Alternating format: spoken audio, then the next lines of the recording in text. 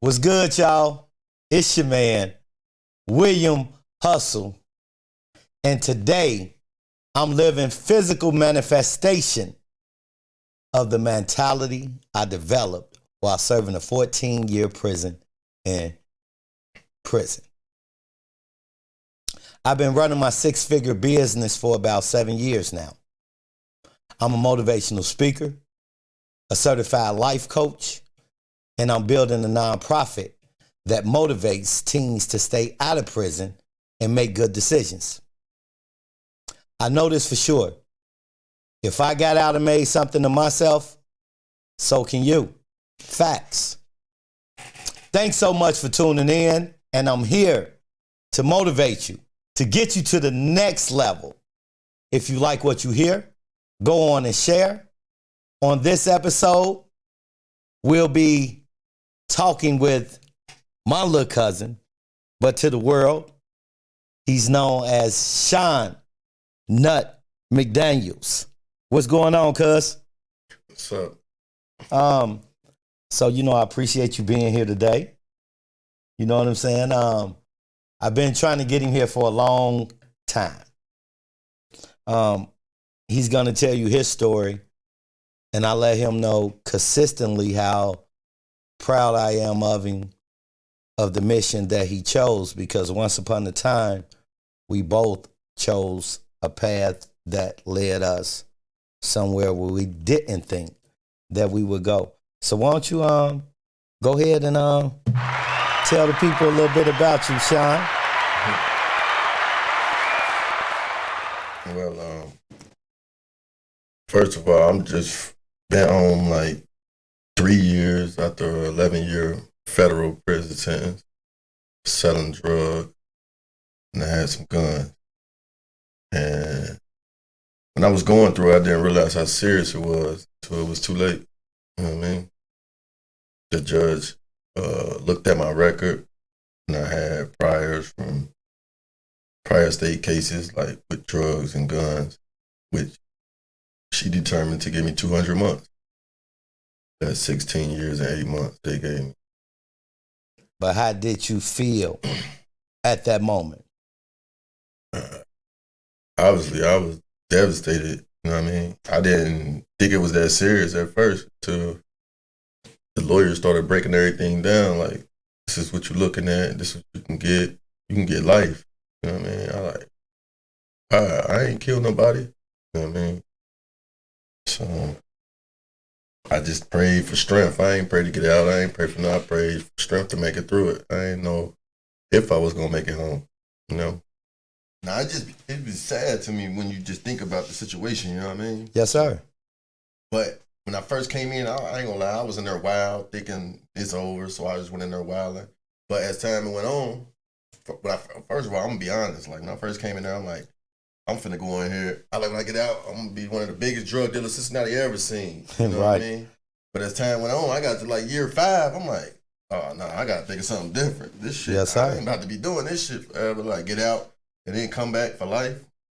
So then I sat in there and I started reading books. I was reading a lot of books. So I ended up coming across a book called Down Chick. Some chick wrote about Cincinnati.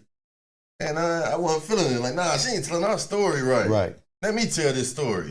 And that's when I started writing. Like, you know what I mean? I took it upon myself to write a book. I had to teach myself. I taught myself reading books. I'm like, nah. So then I came up with, this was the second novel I wrote right here, 80s Baby. I wrote this, right? This book right here is about Detroit, but it going to Cincinnati. I was born in Detroit, but I was raised in Cincinnati.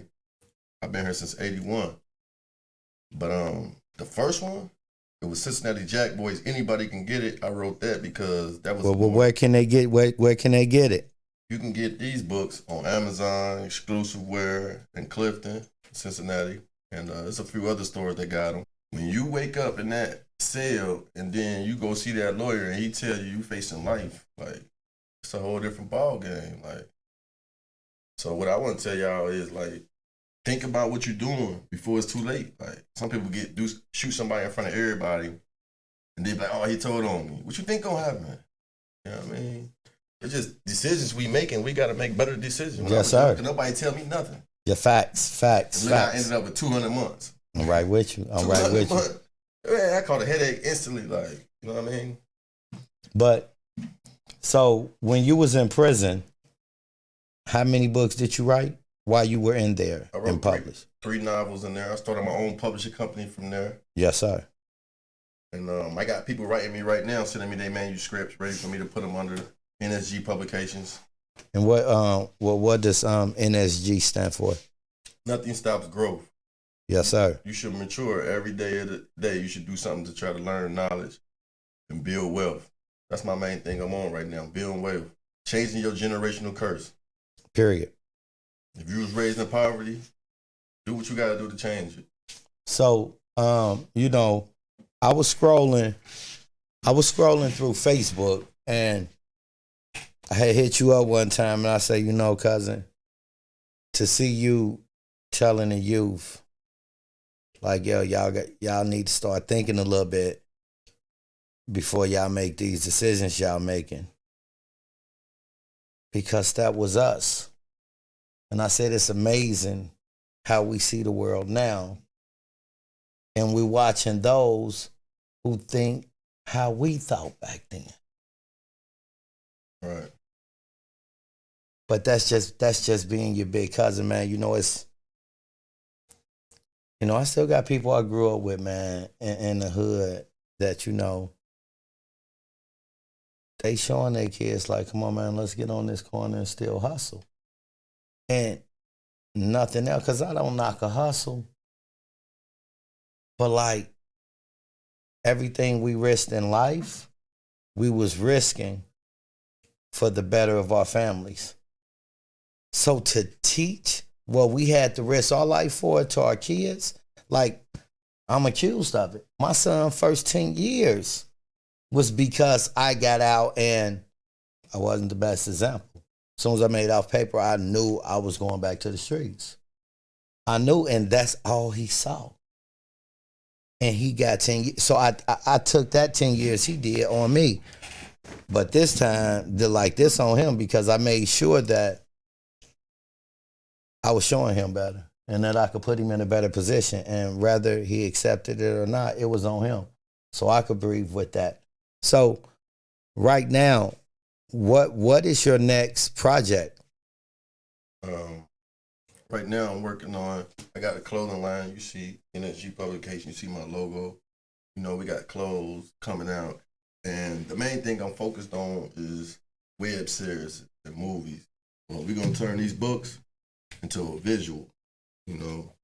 We got music videos and everything. My son, he doing his thing with the music, and he got videos. So we just going to try to tap into everything. But at the end of the day, we're going to talk about what's going on in the community, but at the end, the good, the bad, and the ugly. That's what it's about. We're going to break it all down because I know that's what the youngsters is into. When we get your attention, then we're going to break it down to it's a whole nother way to make money. You see, we still hungry. We was in the streets. We still hungry, but we're going to go a different route to get it.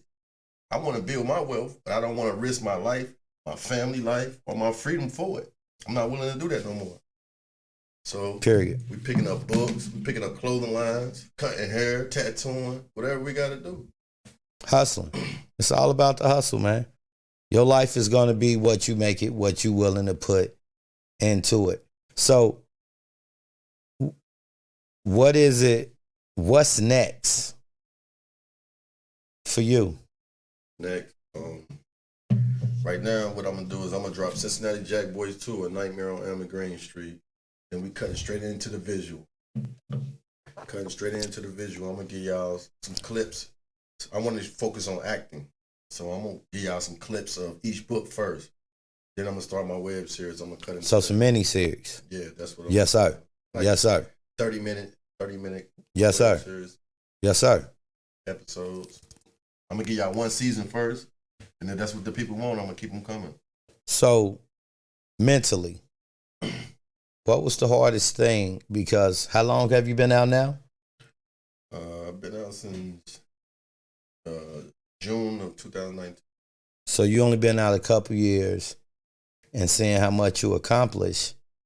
what was the hardest thing and what still is one of the hardest things to stay focused on your purpose? I feel like after doing over a decade, it was hard for me to readapt. Now, I know firsthand when people in prison, they always complain about being in the halfway house. But I think that was the best thing for me. Because when I got in that halfway house, it gave me time to get out here and see what's going on before I re-entered all the way into the streets. You know what I mean? So by the time, what I didn't like about when I was in there was the other guys. Like me, I was in there focused. I get my license. I had a job. I was focused on everything you're supposed to be focused on. Everybody else, they wasn't working. They wasn't focused on their license or nothing. So I had in my head like, oh, they about to go do the same thing. See the difference? They didn't want to listen to me. I was trying to talk to them like, bro, you supposed to be focused on this job and getting your L's. They were chasing some tail, like, you know what I mean, or worried about what they man doing. So don't call me from jail talking about, hey, can you help me with this lawyer? Nah, you making all the wrong decisions. So after doing all that time, after being free in the halfway house first, now being free on the streets, being successful, if it's one thing that you had to tell yourself consistently to stay focused, what was it? Or what is it? I think the main thing I tell myself is that I want to lead a positive example for my kids and other kids that's out there. But more importantly, I feel like this is my last chance. I've been in juvenile, I've been in state prison, and I've been in federal prison. Yes, sir. And I feel like I came home at 39, I'm 42 now. This is my last shot. I get in trouble again, it's over. It's over. So why would I even risk that when there's so many different ways to get money without risking nothing but your time and energy? Hustle. It's still hustling. Man, so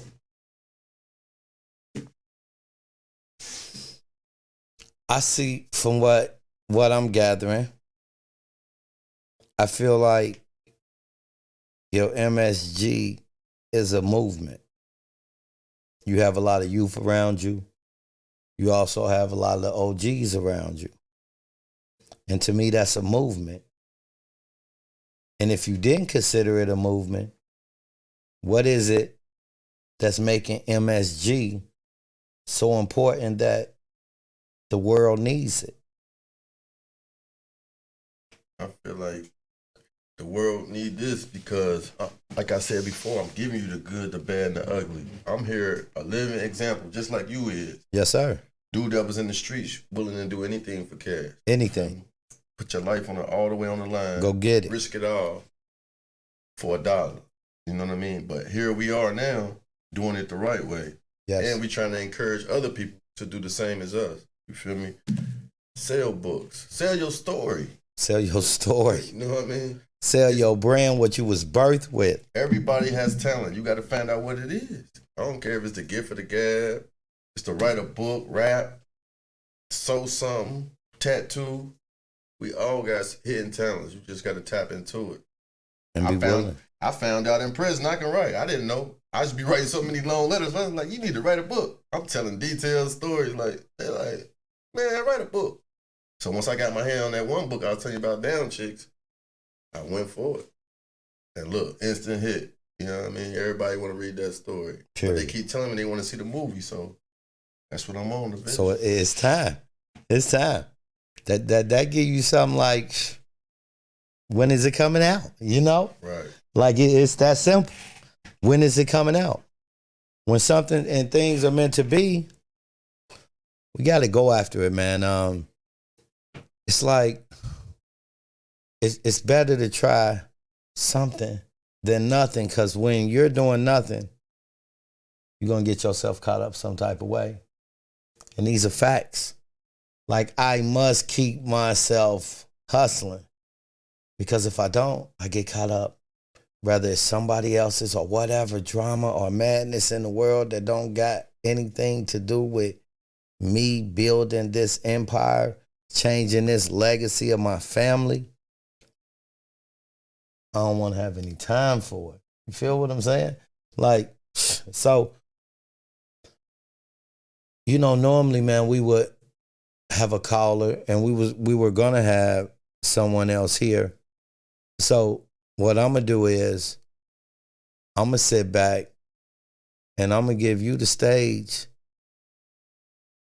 Talk to the people, man, about things, more things coming in your vision and whatever might be on your heart, man.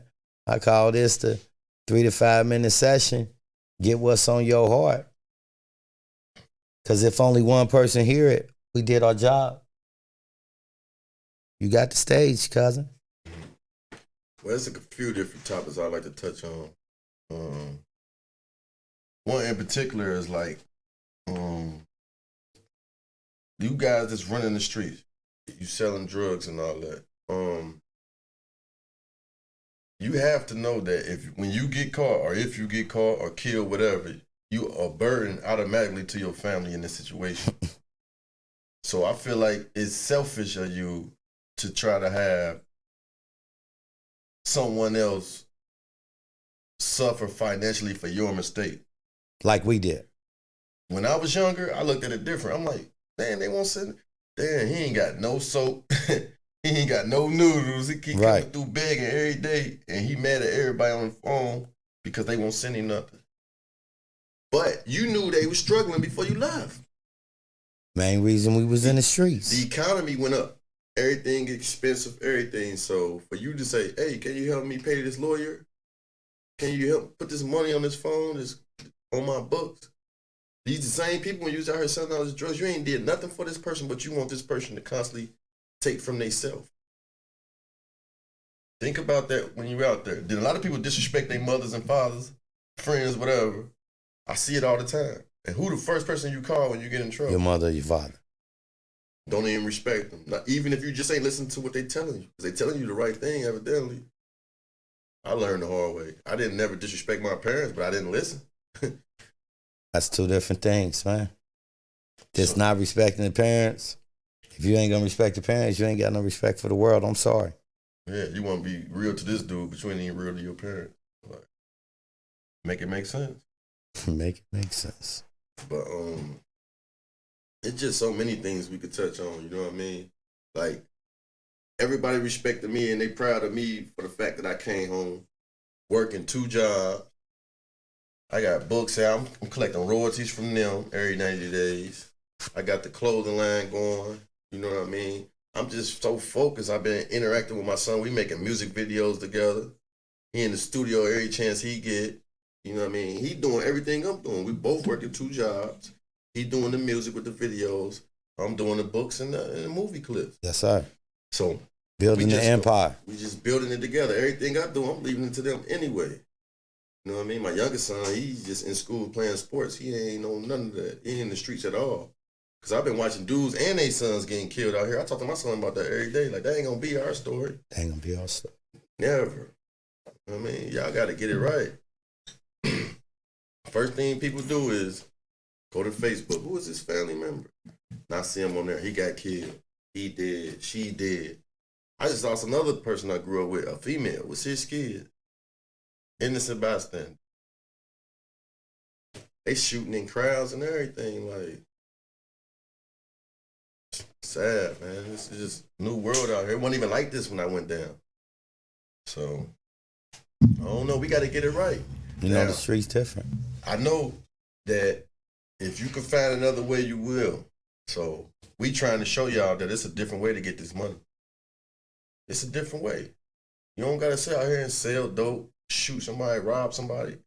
You know what I mean? You don't have to do that now. And on top of that, if you feel like you ain't got no talents, it's so easy to get a job. You could have 8 felonies and still walk away with a job. I came home, my record, I got dumb felonies, and I was fresh out the feds out there doing it over a decade with no resume, no background history, landed 2 jobs. So I don't want to hear no excuses about, oh, they ain't hiring felons, it's hard. None of that. Make it happen. Struggle is a choice. Struggle is a choice. You know? So if y'all feel like y'all want to do it, but you can't, you don't know what steps to take, contact one of us. We on social media. Period. William Lyles today. McDaniel. Inbox me and I'm gonna give you a blueprint. It's on you if you follow it. Like me, I'm trying to change poverty in my family. I'm reading books and everything. I got one for you right here.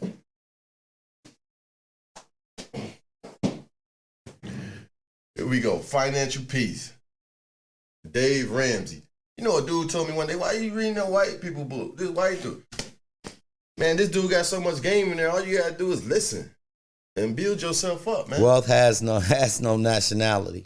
That's weird as hell you even say something like that. You know what I mean? And he got a guy, Christopher Hogan. He dropping his jewels. He changed his life. They about changing people's lives, man. That's what success is. Now, I'm going to study this to the T, and I'm going to leave my kids something. They going to leave their kids something. And guess Wealth. what? We ain't risking nothing. We ain't Yes, risking sir. our freedom. We ain't risking each other's lives. None of that. Just hustling for a purpose. If y'all want to change, but you don't got the blueprint, holler at us. Holla at us. That's all I'm saying. But don't holler at me if you ain't ready to be real. and be asking for handouts all the time. Period. No, look. Before I give you a handout, I'm gonna give you the game you need to get more than what I could give you. Only a fool doesn't change. And I'll never stop saying that.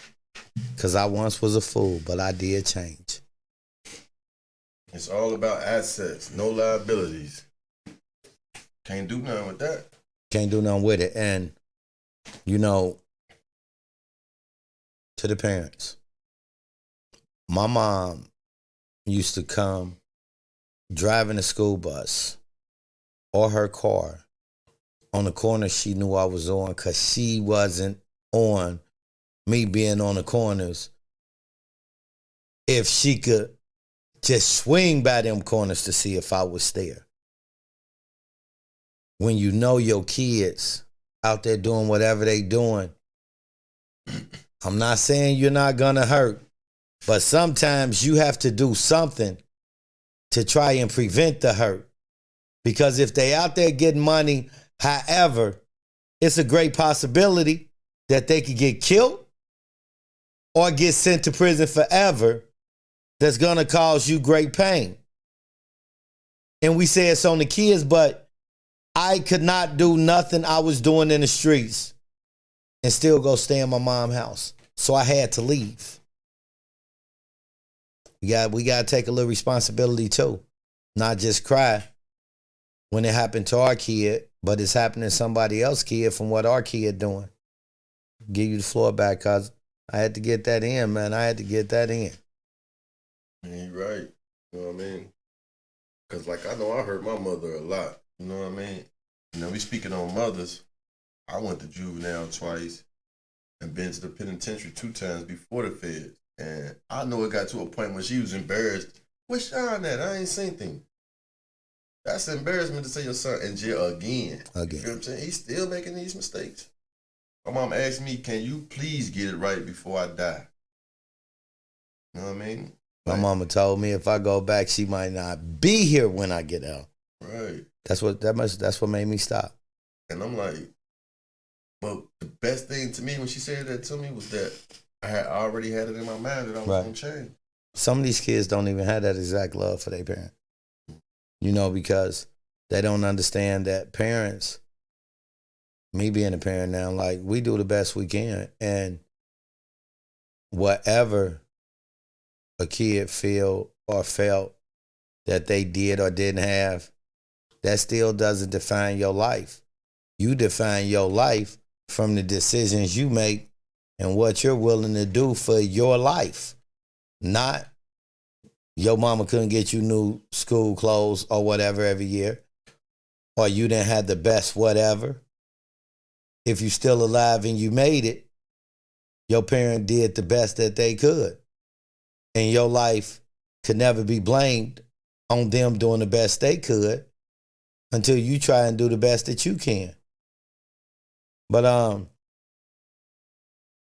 I normally, end with a motivational quote.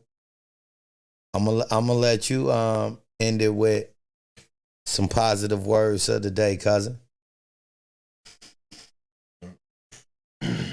Positive words of the day. Positive words of the day.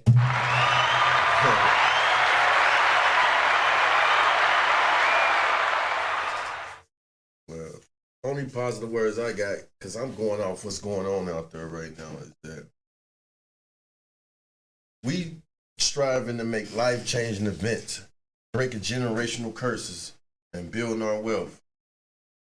So if you see somebody out there, you know that they listen to you a little bit, get in their ear, man. Show them another way. Show them another way, man. Get them off them streets before something bad happens.